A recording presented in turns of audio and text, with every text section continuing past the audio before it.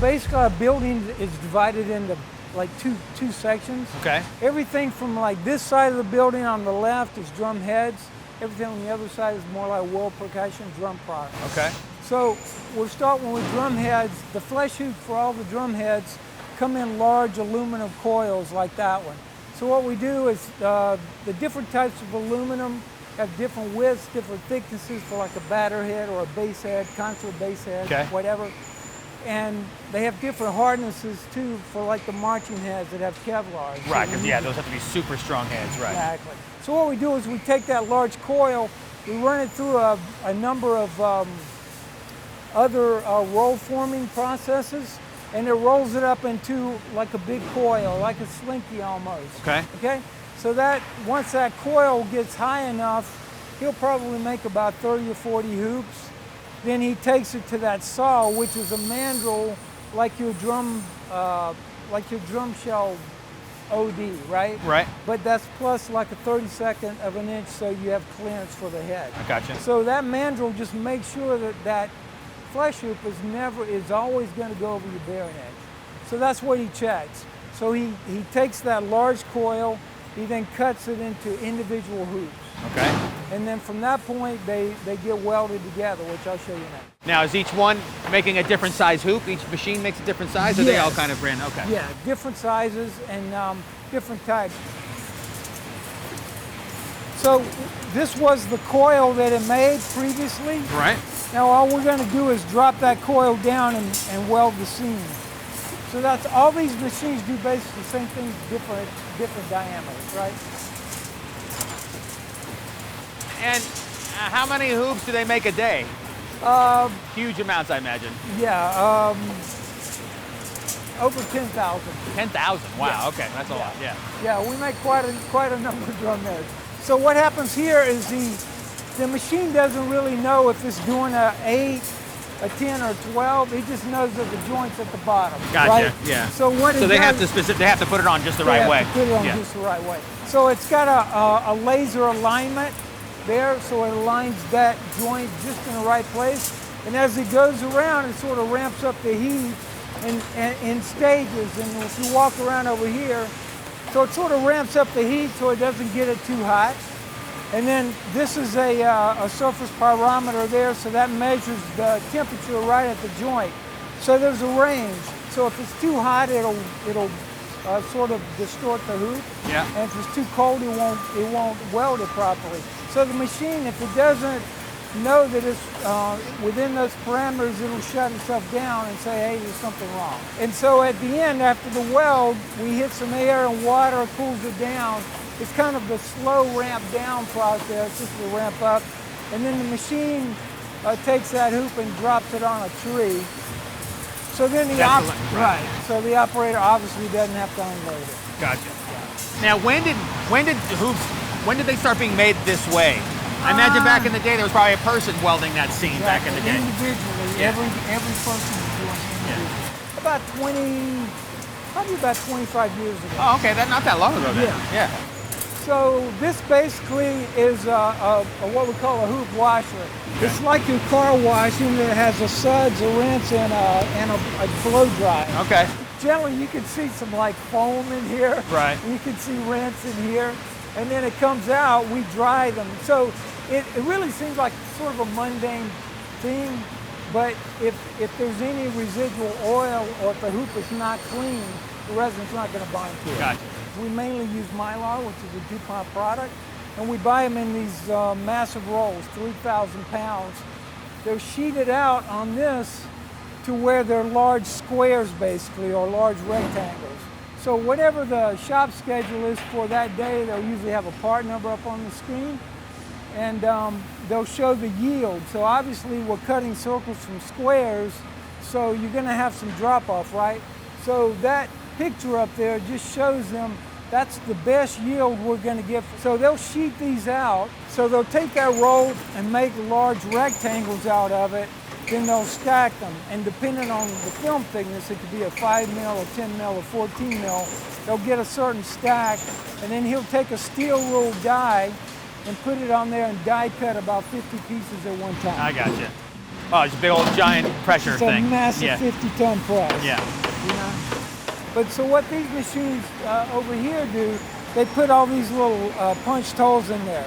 So what that does is it allows the glue to sort of weave itself through the mylar. I gotcha, yeah. Right? So if I were to just try to hold something just by friction, I wouldn't be able to do it. But there's a hole and I can anchor it down like through my fingers. Right. It anchors it to the aluminum flesh hoop. That's why we put the holes in there. But anyway, so now we have the polyester film and we have the holes. So the next step is to form the collar. Our collars are really formed unique, really different from our competitors. Okay. And there's a reason why we do it, and there's a reason why we never want to change it. Gotcha. And that's because it keeps the film level to the flesh hoop. So what we do here is we take this flat piece of film, we put it in this press. That press heats it to a certain temperature and a certain time. So the operator sets that, and he goes ahead and he does something else, and that press will come down after about a minute or so and let him know that it's done. This little step right here, it kind of goes down, comes out, and then back down. Right. That's what we call the step. So what the step does is the step makes sure that the film is level with the flesh hoop. So that little step right there rests on this inside lip of the aluminum, okay? And why that's important is that other companies have a lot of marketing terms that really don't work about keeping the head level.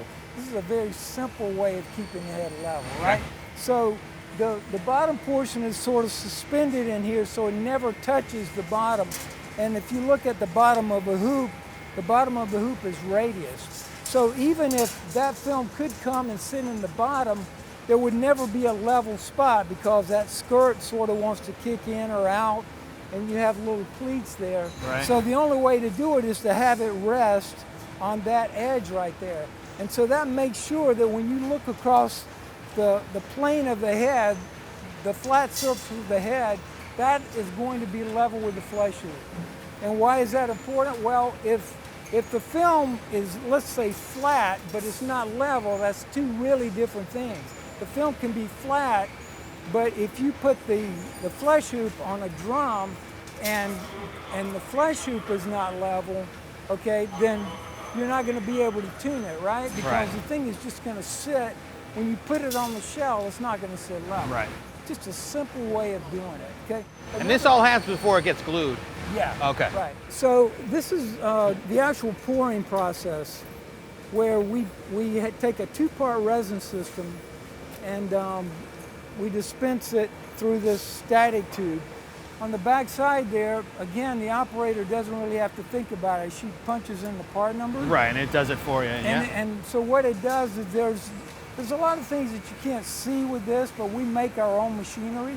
We make our own dispensing units. And so what it does is there's some laser lights in there that make sure that the hoop doesn't leak before we put anything in there. Gotcha. First. That's a big thing.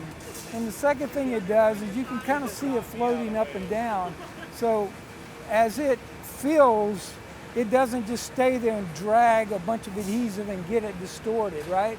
So it determines a certain amount of rotations depending on the type of film that's put in there. Thicker films and thinner films use more or less. Gotcha. Right? So what it does is it puts the exact same amount in there every single time, and the start and stop is always the same. So what we're trying to do here in a production line is make sure that the first head is exactly like the last head we made. 15,000, you want to be perfect, right? Right.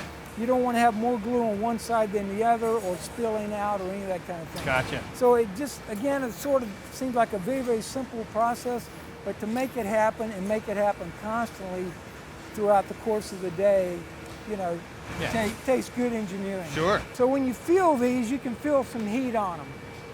Oh yeah, for sure. Yeah. So what's And that's from that, just from this process right here? So what's happening there, even though we don't have any heat per se on the film, which we don't want, right? Right.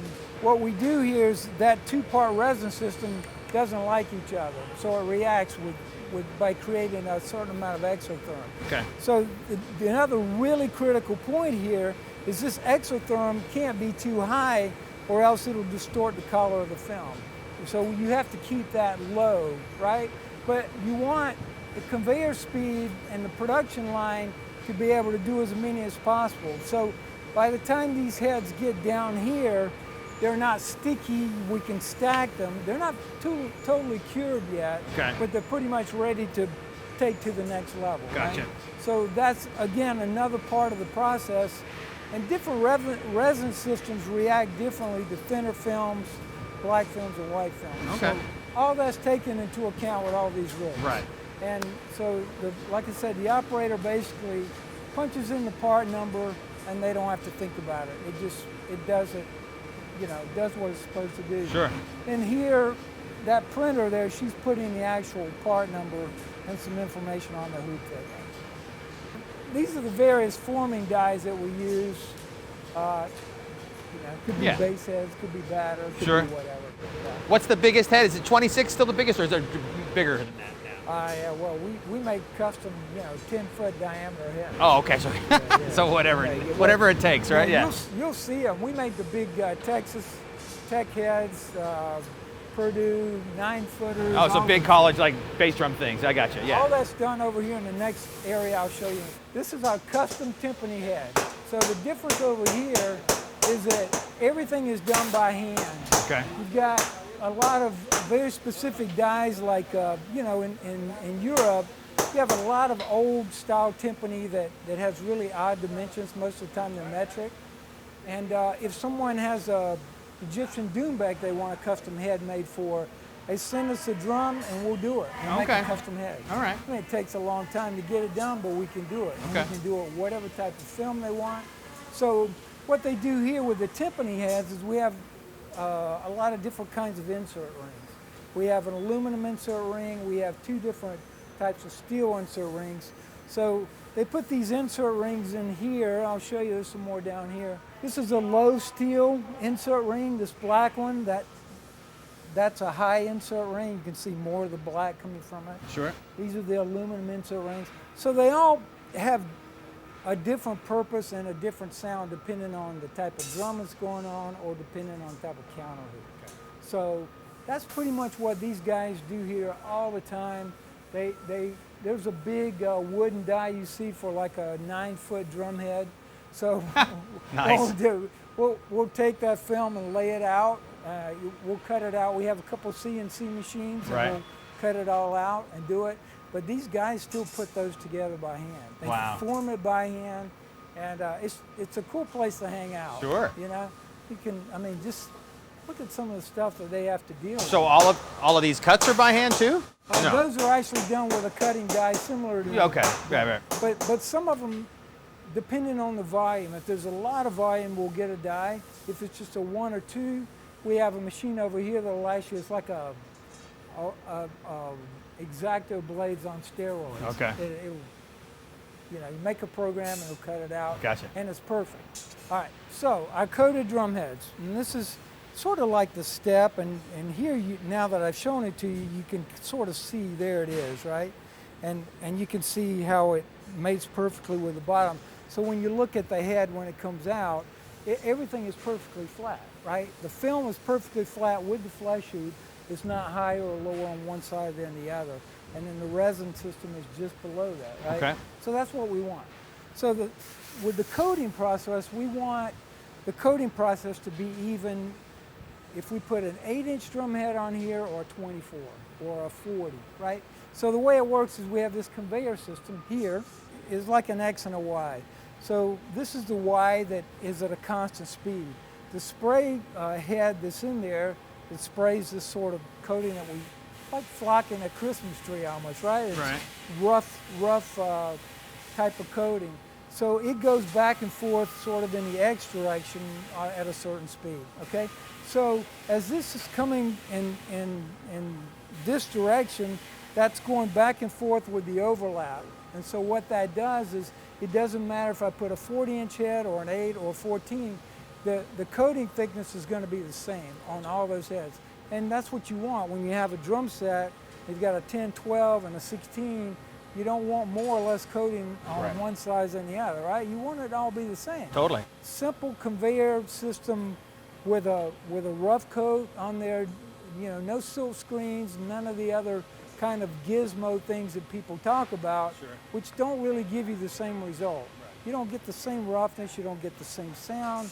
The process is completely different. You don't get a full coverage on it. You know, you don't get it's always, because they can't silk screen over the collar, right? They can only silk screen a flat area. Gotcha. You know, so all these things, and we've been down those roads. We've tried all those things. And it all comes back to, okay, we want the first to be just like the last, and we want it to be consistent. So this is one of the crimping machines that, like I was showing you the conga head that hasn't been fully crimped.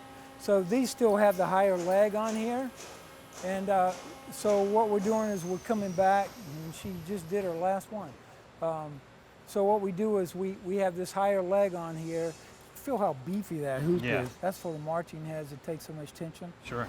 So that's like 60 thousandths material. It's really thick. And so these machines, again, are set up. They punch in the part number. They keep their hands up there out of the way, and they roll and crimp them over. So this area, this particular machine is dedicated to the marching heads. This has a steel ring, almost like the tug conga head, right? Right. And then it has this aluminum channel. So what he does is this film is formed similar to the conga head, where it goes down and then comes out around the ring there. So that puts the film in under hydraulic pressure and then holds it. And then after it gets in place, then it lifts up and then rolls it over. So anyway, now that's a steel ring. And the reason these have to be steel ring is that this Kevlar material and Technor material is so strong that resin systems can't hold it in. So we have to make these heads crimp system. But what I was going to show you here is the difference between the high performance fabrics. Like this is a Kevlar. This Kevlar is what's called a plane weave. It's just like an XY, like our conveyor system.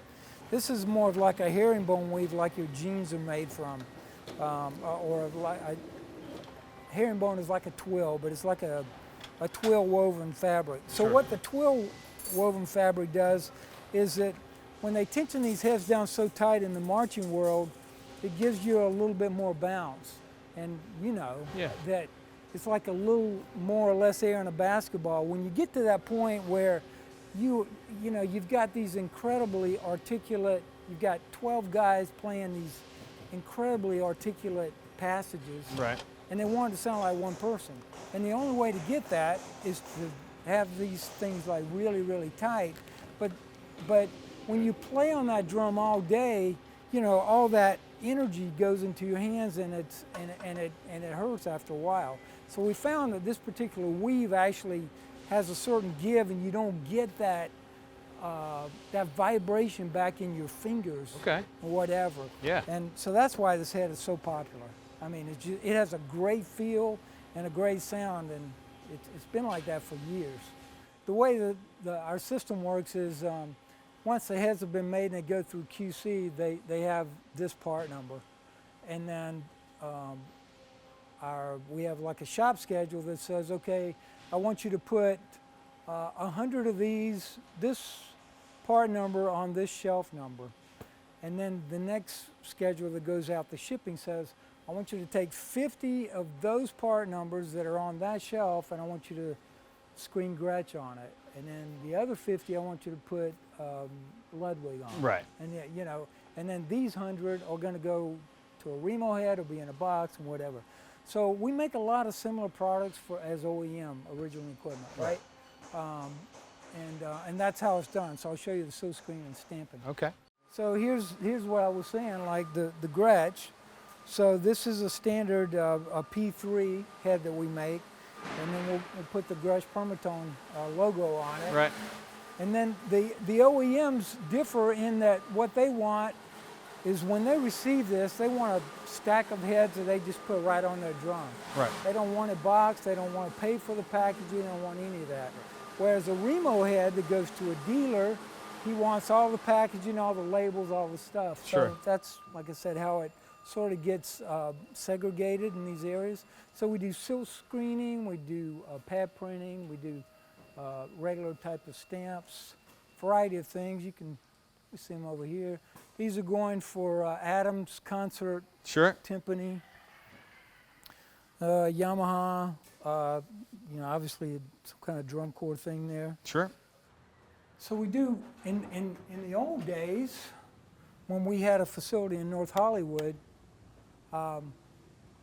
we would do drum circles every night, and that was Remo's passion. Remo Right. was so passionate about, you know, getting drums to the masses. You know, his analogy, which I absolutely loved, was in the sporting good. He's like, you know, when you're a musician, you have a teacher, and a teacher says, well, you know, you're not really all that good. It's probably best that, you know, just give up the lessons and tell the parents, you know, Do something else, right? Yeah, you're never going to be that good, right? And his take on it was the sporting goods industry would never accept that. They'll say, well, you're going to play in a church league, or you're going to play in a community league. We want to sell you a glove. We want to sell you a bat. We want to sell you a hat. We want to do all that. We want to give you a tennis court for your tennis racket. So that's why he was so passionate about all the drum. The drum circle stuff then became this other thing where it doesn't matter how many licks you can play or how good you are. It's about just coming and having fun. Sure. And that's what this place is about. We do drum circles, and we do you know, all sorts of other training for facilitators. Yeah. Well, we've done some of the health and wellness Yeah. stuff at Sweetwater through Brian helped us out quite a bit Right. for like a long weekend training session, all based through your guys' system and stuff. It was really That's good. great. Worked out well. Yeah, they just had a kids session here on Saturday. It's probably left over from here. Right. And they bring the kids in and let them go have for it. at Yeah, it, you yeah. know, and it's great. So so we built this. We used to be down in Hollywood, so you know people would have to drive down there, but it was close to Hollywood, so that was a nice thing. But then we decided to close that and then bring it up here. So this actually used to be part of our machine shop, and we put a wall there and did some other things. Yeah. Kind of spruced it up a little bit, but this is it's a cool place, you know. It's a cool Very nice. place for people to hang, and like I said, it's all free. People can come in the evenings and just, you know, don't have to worry about. Noise or just go for it. Just Yeah, do whatever you want to do. that's Yeah. cool. Yeah, very good. Yeah. Very cool. All right, so I'll let you guys go, and I appreciate you hanging with me. Yeah, it's awesome.